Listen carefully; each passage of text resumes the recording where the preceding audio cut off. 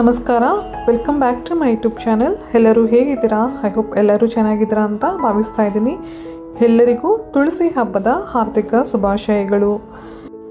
ಕಾರ್ತಿಕ ಮಾಸದಲ್ಲಿ ವಿಶೇಷವಾಗಿ ದೇವರ ನೈವೇದ್ಯಕ್ಕೆ ಮಾಡುವಂತಹ ಅವಲಕ್ಕಿ ಪಾಯಸ ಹೇಗೆ ಮಾಡೋದು ಅಂತ ಇವತ್ತಿನ ವಿಡಿಯೋದಲ್ಲಿ ತಿಳಿಸ್ತಾ ಇದ್ದೀನಿ. ಇದು ತುಂಬ ಸರಳವಾಗಿ ಮಾಡುವಂತಹ ಪಾಯಸ. ಪ್ರಾಸೆಸ್ ಎಲ್ಲ ತುಂಬ ಸರಳವಾಗಿದ್ದರೂ ಕೂಡ ರುಚಿ ಅದ್ಭುತವಾಗಿರುತ್ತೆ. ಇನ್ಯಾಕೆ ತಡ, ಬನ್ನಿ ಹೇಗೆ ಮಾಡೋದು ಅಂತ ತಿಳಿಯೋಣ. ಒಂದು ಅಗಲವಾದ ಪಾತ್ರೆ ತಗೊಳ್ಬೇಕು, ಯಾಕಂದರೆ ಮಿಕ್ಸ್ ಮಾಡೋದಕ್ಕೆ ತುಂಬ ಸುಲಭವಾಗಿರುತ್ತೆ. ಸೊ ಅದಕ್ಕಾಗಿ ಒಂದು ಅಗಲವಾದ ಪಾತ್ರೆ ತಗೊಂಡಿದ್ದೀನಿ. ಅದಕ್ಕೆ ಒಂದು 3 ಟೇಬಲ್ ಸ್ಪೂನ್ ಆಗುವಷ್ಟು ತುಪ್ಪ ಹಾಕ್ಕೊಂಡಿದ್ದೀನಿ. ತುಪ್ಪ ಬಿಸಿ ಆದ ನಂತರ ಡ್ರೈ ಫ್ರೂಟ್ಸ್ ನಿಮ್ಮ ಇಷ್ಟ, ನಿಮಗೆ ಯಾವುದು ಇಷ್ಟ ಆಗುತ್ತೋ ಆ ಡ್ರೈ ಫ್ರೂಟ್ಸ್ ಹಾಕ್ಕೊಂಡು ಗೋಲ್ಡನ್ ಬ್ರೌನ್ ಕಲರ್ ಬರೋವರೆಗೂ ಫ್ರೈ ಮಾಡ್ಕೋಬೇಕಾಗತ್ತೆ.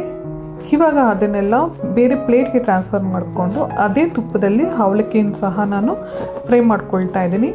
ಅವಲಕ್ಕಿ 1 ಕಪ್ ತಗೊಂಡಿದ್ದೆ, ಅದನ್ನು ನೀಟಾಗಿ ವಾಶ್ ಮಾಡಿ ಫ್ರೈ ಮಾಡ್ಕೋಬೇಕಾಗತ್ತೆ. ಅವಲಕ್ಕಿನ ಮಿಕ್ಸ್ ಮಾಡ್ತಾ ಇರಬೇಕು, ಇಲ್ಲ ಅಂದರೆ ತಳ ಅಂಟ್ಕೊಳ್ಳೋ ಚಾನ್ಸಸ್ ಹೆಚ್ಚು ಇರುತ್ತೆ. ಯಾಕಂದರೆ ಅವಲಕ್ಕಿನ ವಾಶ್ ಮಾಡಿ ಹಾಕಿರೋದ್ರಿಂದ ಅದು ತಳ ಅಂಟ್ಕೊಳ್ಳುತ್ತೆ. ಅದಕ್ಕಾಗಿ ನಾವು ಮಿಕ್ಸ್ ಮಾಡ್ತಾನೆ ಇರಬೇಕು. ಇದು ಕೂಡ ಗೋಲ್ಡನ್ ಬ್ರೌನ್ ಕಲರ್ ಬರೋವರೆಗೂ ಮಿಕ್ಸ್ ಮಾಡ್ತಾ ಇರಬೇಕು. ಈಗ ಇದಕ್ಕೆ ಬಿಸಿ ಹಾಲು ಸೇರಿಸ್ಕೊಳ್ತಾ ಇದ್ದೀನಿ.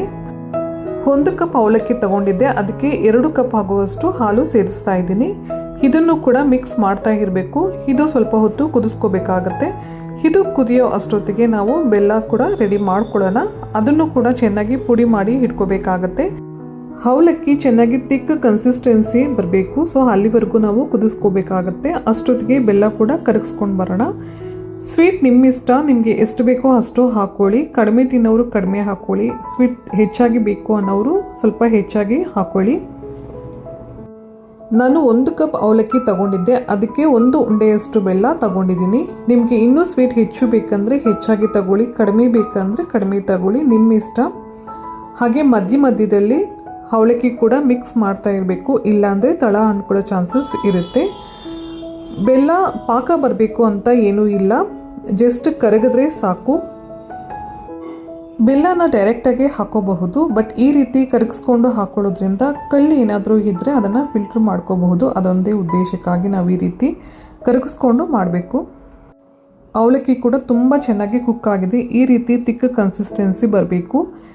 ಇವಾಗ ಬೆಲ್ಲದ ಪಾಕ ಕೂಡ ಹಾಕ್ಕೊಳ್ತಾ ಇದ್ದೀನಿ. ಅದನ್ನು ಕೂಡ ಹಾಕಿ ಚೆನ್ನಾಗಿ ಮಿಕ್ಸ್ ಮಾಡ್ಕೊಳ್ಳೋಣ.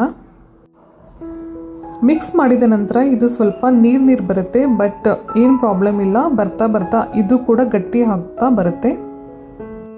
ತುಂಬ ಸುಲಭವಾಗಿ ಮಾಡುವಂತಹ ಪಾಯಸ ಇದು. ಮನೆಯಲ್ಲಿ ತುಂಬ ಸುಲಭವಾಗಿ ಸಿಗುವಂತಹ ಪದಾರ್ಥಗಳನ್ನು ಉಪಯೋಗಿಸ್ಕೊಂಡು ಮಾಡಬಹುದಾದಂಥ ತುಂಬ ಸಿಂಪಲ್ ಆದ ರೆಸಿಪಿ ಇದು.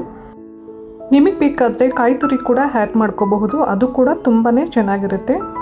ಕಾರ್ತಿಕ ಮಾಸದಲ್ಲಿ ದೇವರ ನೈವೇದ್ಯಕ್ಕಂತಲೇ ಇದು ವಿಶೇಷವಾಗಿ ಮಾಡ್ತಾರೆ.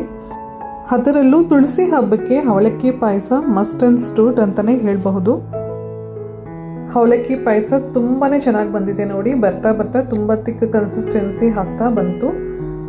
ತುಂಬಾ ನೀರಿತ್ತು ಅಲ್ವಾ, ಇವಾಗ ಎಷ್ಟು ಚೆನ್ನಾಗಿ ಬಂದಿದೆ ನೋಡಿ. ಈ ರೀತಿ ಬರಬೇಕು. ಈಗ ಮತ್ತೊಮ್ಮೆ 1 ಟೇಬಲ್ ಸ್ಪೂನ್ ಆಗುವಷ್ಟು ತುಪ್ಪ ಸೇರಿಸ್ಕೊಳ್ತಾ ಇದ್ದೀನಿ. ಈ ರೀತಿ ತುಪ್ಪ ಸೇರಿಸ್ಕೊಳ್ಳೋದ್ರಿಂದ ಇದೇ ಕನ್ಸಿಸ್ಟೆನ್ಸಿಯಲ್ಲೇ ಇರುತ್ತೆ, ಇನ್ನೂ ಗಟ್ಟಿ ಆಗೋದಿಲ್ಲ. ತುಂಬ ಚೆನ್ನಾಗಿ ಬಂದಿದೆ. ಈ ರೀತಿ ಬರಬೇಕು. ಪರ್ಫೆಕ್ಟಾಗಿ ಕುಕ್ ಆಗಿದೆ ಅವಲಕ್ಕಿ ಪಾಯಸ, ತುಂಬಾ ಚೆನ್ನಾಗಿದೆ. ಇದನ್ನು ಮಿಕ್ಸ್ ಮಾಡ್ಕೊಳ್ತಾನೆ ಇರಬೇಕು ನೋಡಿ. ಈ ರೀತಿ ಚೆನ್ನಾಗಿ ಮಿಕ್ಸ್ ಮಾಡ್ತಾ ಇದ್ರೆ ತುಂಬಾ ಚೆನ್ನಾಗಿ ಬರುತ್ತೆ ಪಾಯಸ. ಈಗ ಫ್ರೈ ಮಾಡಿದ್ದಂತಹ ಡ್ರೈ ಫ್ರೂಟ್ಸ್ನ ಹಾಕಿ ಮತ್ತೊಮ್ಮೆ ಮಿಕ್ಸ್ ಮಾಡ್ಕೊಳ್ಳೋಣ. ಇದನ್ನು ಮಿಕ್ಸ್ ಮಾಡ್ತಾನೆ ಇರಬೇಕು, ತುಂಬ ಚೆನ್ನಾಗಿ ಬರುತ್ತೆ. ಮಿಕ್ಸ್ ಮಾಡಿದಷ್ಟು ರುಚಿ ಹೆಚ್ಚಾಗುತ್ತೆ. ಅವಲಕ್ಕಿ ಪಾಯಸ ತುಂಬ ಚೆನ್ನಾಗಿ ಬಂದಿದೆ. ಸ್ವೀಟ್ ಕೂಡ ಪರ್ಫೆಕ್ಟ್ ಆಗಿದೆ. ಅವಲಕ್ಕಿ ಪಾಯಸ ಮನೆಯಲ್ಲಿ ಒಂದು ಸಲ ಟ್ರೈ ಮಾಡಿ, ತುಂಬಾ ಚೆನ್ನಾಗಿರುತ್ತೆ. ಇನ್ಸ್ಟೆಂಟಾಗಿ ಮಾಡಬಹುದು. ಇದಕ್ಕೆ ಬೇಕಾಗಿರುವ ಸಮಯ ಜಸ್ಟ್ 15 ಮಿನಿಟ್ಸ್ ಅಷ್ಟೇ. ಬೆಲ್ಲದ ಸಿಹಿ, ತುಪ್ಪದ ಸುವಾಸನೆ, ಅವಲಕ್ಕಿಯ ಕಾಂಬಿನೇಷನ್ ರುಚಿಯಂತೂ ಅದ್ಭುತವಾಗಿರುತ್ತೆ. ಒಮ್ಮೆ ಟ್ರೈ ಮಾಡಿ, ಖಂಡಿತ ನಿಮ್ಮೆಲ್ಲರಿಗೂ ತುಂಬಾ ಇಷ್ಟ ಆಗುತ್ತೆ. ಇದು ದೇವರ ನೈವೇದ್ಯಕ್ಕೆ ಅಂತಲೇ ಮಾಡಬೇಕು ಅಂತ ಏನೂ ಇಲ್ಲ. ಮನೆಯಲ್ಲಿ ಏನಾದರೂ ಒಂದು ವಿಶೇಷ ಸಂದರ್ಭಗಳಲ್ಲಿ ಕೂಡ ಇದನ್ನು ಮಾಡಿ ಸವಿಯಬಹುದು. ತುಂಬಾ ಚೆನ್ನಾಗಿರುತ್ತೆ.